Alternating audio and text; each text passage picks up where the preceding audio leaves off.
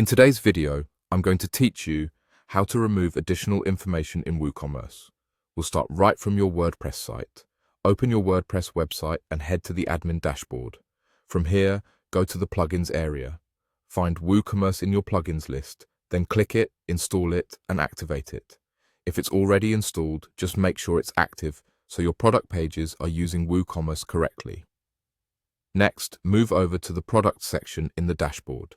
Open the specific product where you're seeing extra details appear on the front end. This is the page where you'll clean up anything you don't want to show.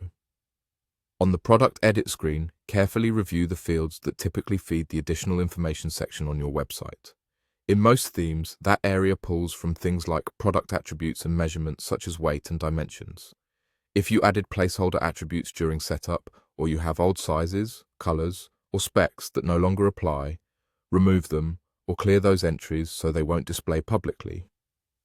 If you need an attribute for your own organization but don't want it visible, you can set it so it isn't shown on the product page. Do the same with weight and dimensions. If they're not relevant for this product, leave them blank rather than filling them with placeholder numbers. Also, look over the title, main description, and short description for any extra details that might be duplicated or unnecessary. Keep only what's helpful to the customer and consistent with what you want to display. The goal is a clean, accurate product page without extra technical lines showing up under additional information. When you're done reviewing and tidying up the product data, save your changes. Then, open your website and view that same product page.